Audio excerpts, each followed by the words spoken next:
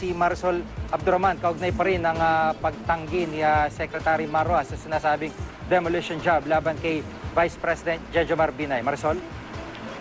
Jiggy, wala raw kinalaman si PLL Secretary Marrojas sa sinasabing offline laban kay Vice President Jejomar Binay.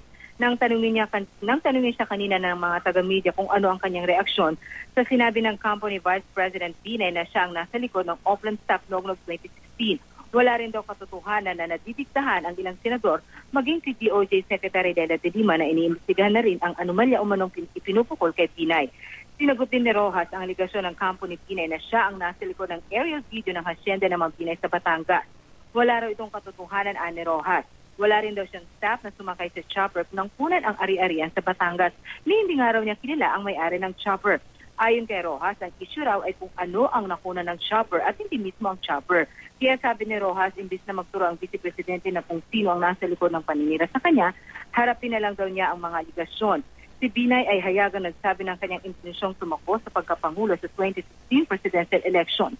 Bagamat wala pang inihahayag ang kampo ni Rojas, matunog siya makakatunggali ni Binay sa 2016 election. Chigi? At Marisol, dito sa mga ginagawang pagdinig sa Senado, may reaction din ba itong si Secretary Marrojas?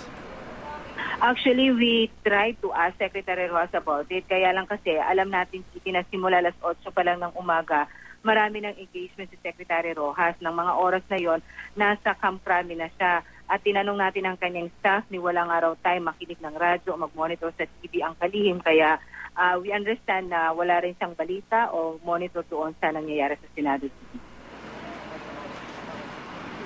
Maraming salamat, Marisol Abdurrahman.